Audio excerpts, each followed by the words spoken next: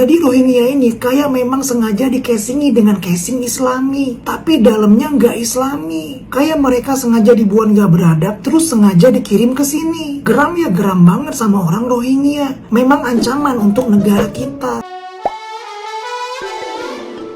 Hola netizen yang tercinta. Dua pria yang mengaku Rohingya tidak bisa mengucapkan syahadat. Salah satu diantaranya saat diminta mengucap syahadat justru berdalih dia orang susah dan ayahnya cepat mati. Peristiwa ini terjadi di salah satu tempat di Malaysia. Seorang pria Malaysia yang tampaknya mulai kesal dengan banyaknya orang yang mengaku Islam datang ke Malaysia untuk tujuan ekonomi. Apalagi di tengah semakin menguatnya politik penolakan terhadap etnis Rohingya dan Bangladesh yang dinilai semakin petantang-petenteng di Malaysia. Dalam sebuah video yang beredar, seorang pria Malaysia mewawancarai seorang pria Rohingya. Awalnya meminta derma kepada si pewawancara. Pria yang mengenakan baju koko warna merah berkopiah putih tidak bisa menghafal surat Al-Fatihah. Si pewawancara kemudian meminta pria itu mengucap 2 kalimat syahadat. Lagi-lagi si pria yang mengaku Rohingya tidak tahu menau. Pria itu mengaku tidak belajar Islam karena saat kecil bapaknya telah mati. Saat dia mengaku sebagai Rohingya, si pewawancara semakin naik pitam. Karena dia memiliki beberapa pekerja dari etnis Rohingya dan Bangla, semuanya tahu agama. Seorang pria muda yang mengaku Rohingya juga sedang mencari derma, kebingungan ketika ditanya sholat asar berapa rakaat. Dia menjawab bahwa sholat asar 2 rakaat, kemudian merubahnya menjadi 3 rakaat. Dia tidak lagi menjawab ketika ditanya jumlah rakaat sholat duhur. Wajahnya semakin menampakkan rasa cemas saat diminta membaca niat sholat asar. Sejumlah netizen yang budiman yang menonton video tersebut meminta pemerintah tegas terhadap orang yang mengaku Rohingya dan etnis Rohingya yang semakin banyak membanjiri Aceh dan Malaysia. Mereka meminta UNHCR membawa pengungsi kembali ke negaranya. Okey, mengucap 2 kalimat syahadat. Mengucap 2 kalimat syahadat. Saya tak belajar. You Islam, kalau cakap Islam tak mengucap 2 kalimat syahadat, mana boleh? Mengucap 2 kalimat syahadat. Kalau awak saya tak mau tahu itu. Buku saya jual lah. Awak jual, awak cakap Islam kan? Pakai kopiah kan? Pakai songkok haji kan? Rohingya kan. Tak, saya tak mau Rohingya. Islam satu dunia sama-sama. Saya mau awak, kalau awak cakap awak Islam, awak mengucap 2 kalimat syahadat. Itu saya tak pandai. Kalau tak pandai macam mana orang ngaku Islam? 2 kalimat syahadat kalau tak ucap 2 kalimat syahadat, awak bukan Islam tau. Tapi Saya tadi suruh Pak Fatihah. Awak tak boleh baca Al-Fatihah. bapa saya sudah mati. Tak, itu bukan alasan. Bukan alasan cakap bapa awak mati. Tapi sekarang saya tanya awak, kalau awak Islam pakai songkok, awak mengucap 2 kalimat syahadat. Rohingya tu. Tak ada. Saya tak mau dengar Rohingya agak apa. Saya orang berapa banyak kerja Rohingya, Bangladesh Rohingya.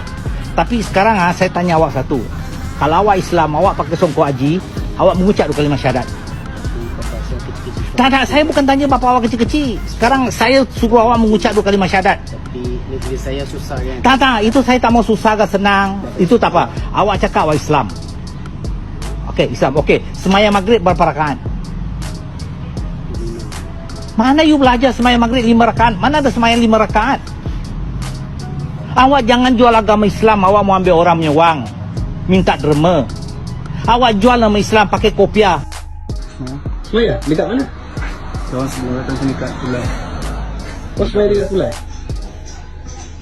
Pukul 1 tadi. Semaya asal berapa rakaat? 2 rakaat. Ha? 2. Semaya asal 2 rakaat? Semaya asal. 3 rakaat? Semaya asal 3 rakaat? Kau cakap betul. Semaya asal berapa rakaat? 2 rakaat. Ha? 2. Semaya asal berapa rakaat? Berapa? Cakaplah confident lah sikit. Berapa rakaat? Semaya asal? Berapa rakaat? Kau cakap? Minta maaf, saya janji saya tak akan berhenti. Semula saya berhenti. Semaya Zuhur berapa rakaat? Semaya Zuhur berapa rakaat? Berapa rakaat Semaya Zuhur? Kau niat semaya asar? Kau niat semaya asar? Cuba kau niat semaya asar? Kau niat semaya asar? Kau jangan lari. Kau lari ke dalam kau. Kau nak masuk dalam tak? Tak nak.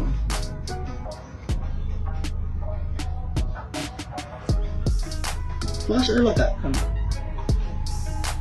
Semayata apa menurut kak? Nah, gimana nih menurut netizen yang maha benar? Silahkan berkomentar ya. Guys, kalian curiga nggak? Gue curiga, mampus. Sebulan ini udah 3 kali, 3 gelombang kapal Rohingya masuk ke Aceh. Teneng, kayak sengaja gitu ngambil momen banget di saat kita lagi fokus sama Palestina. Dia masuk dengan gerakan gerilya tanpa diketahui orang, ngendap-ngendak 3 kali lagi 3 gelombang. Mampus nggak? Satu alasan mereka ngambil momen pas kejadian Palestina ini, mungkin orang lagi fokus sama Palestina, jadi kalau mereka masuk sampai 3 gelombang nggak bakalan ketahuan.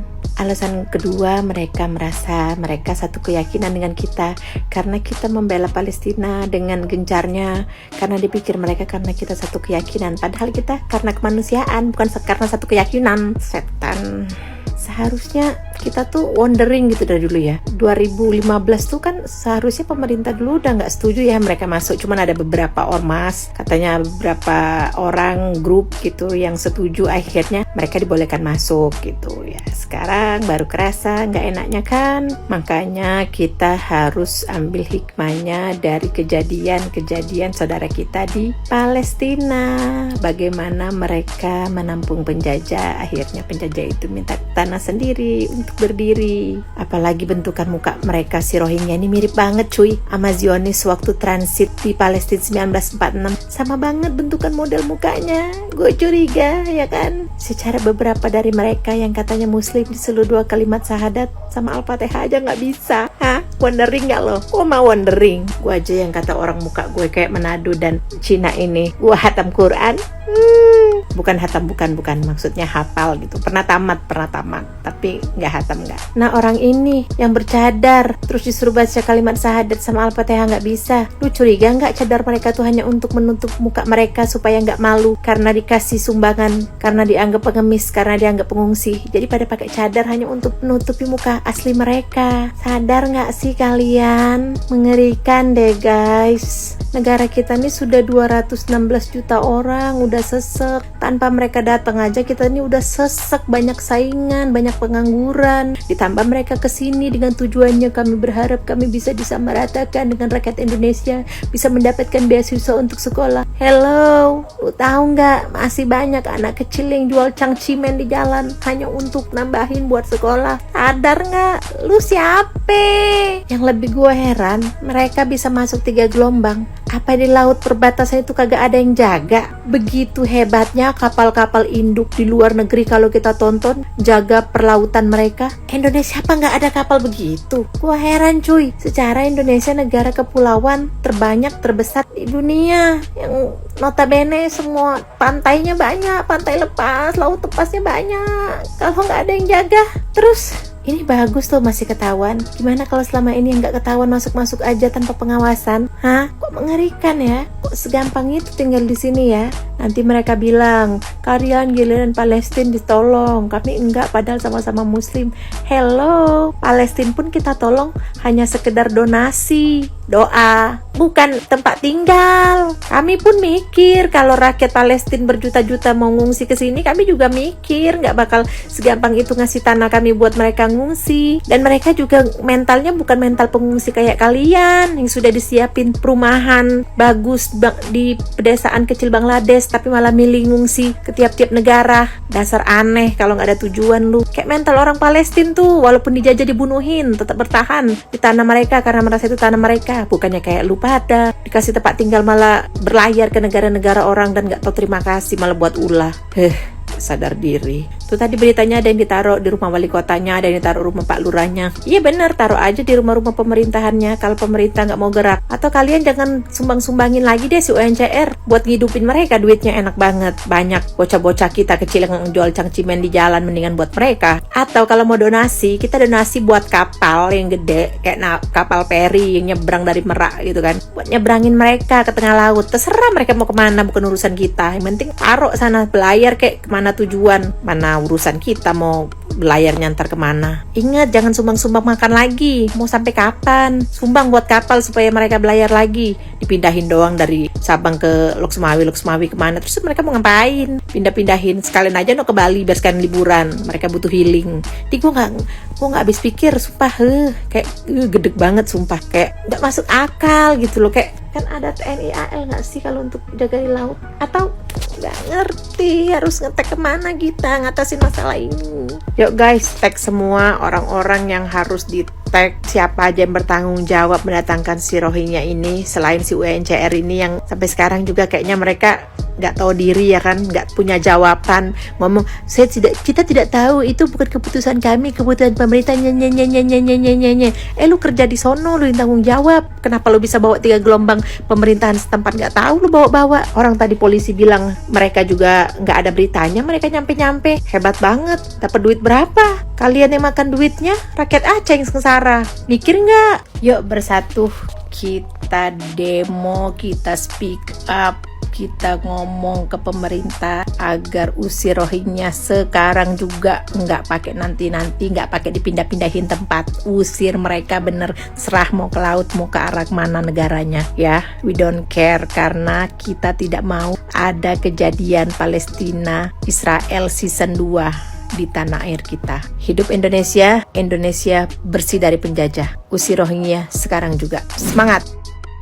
Tahan dulu komentar kalau belum nonton sampai kelar. Ketika kaum muhajirin hijrah ke Madinah, mereka dipersaudarakan oleh Rasulullah Shallallahu Alaihi Wasallam. Contohnya Abdurrahman bin Auf dengan Sa'ad bin Abi Rabi. Sampai-sampai Sa'ad bin Abi Rabi itu bilang begini, aku adalah orang yang paling banyak hartanya di kalangan Ansor, ambillah separuh untukmu. Cukup? Belum, aku punya 2 istri, pilihlah yang mana yang kau suka, nanti ku ceraikan, habis masa idahnya, nikahilah dia. Orang beriman itu kalau nolong saudaranya totalitas banget, tapi nanti dulu, yang ditolong di sini muhajirin yang imannya nggak kaleng-kaleng. Abdurrahman bin Auf menolak separuh harta itu. Beliau minta ditunjukkan di mana arah pasar, beliau mau jadi kuli. Udah terkumpul mahar, beliau nikah dengan perempuan pilihan sendiri. Yang nolong jor-joran, yang ditolong cuma mau nerima makan aja untuk menegakkan punggung agar bisa ikhtiar. Gak lebih dari itu, akhlaknya di atas rata-rata. Nah ini dikasih makan merasa kurang, bahkan ada yang dibuang, nyolong, cara hidup gak islami, syahadat aja ada yang gak bisa. Kalau akhlak mereka bagus aja nih, tetap aja akan ada pro kontra kalau dikasih tempat menetap yang sifatnya bukan singgah. Orang mau nolong warga Rohingya itu awalnya karena rasa kemanusiaan, apalagi seiman. Beritanya mereka dibantai, diperlakukan secara kejam,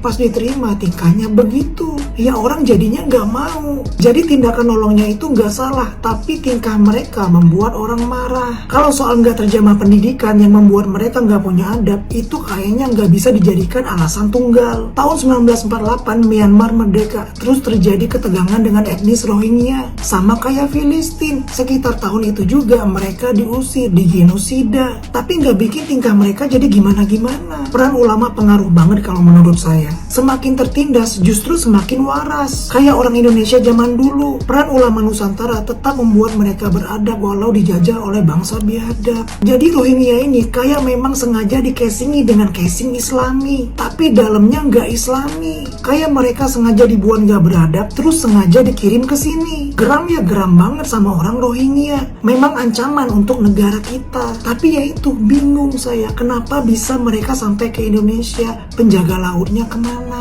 Semoga terungkap kalau ada rencana jahat ya. Siapa dalangnya di luar sana yang kaya terlihat baik, nah kirimlah Rohingya ke sana. Ini tanggapan saya, sekedar tanggapan. Nah teman-teman yang mau mengemukakan pikiran silakan aja, biar pemerintah bisa mencerna yang kemudian menjadi kebijakan yang gak bikin sakit hati. Orang Indonesia peras keringat banting tulang untuk makan sehari-hari, mereka dapat makan dengan ongkang-ongkang kaki.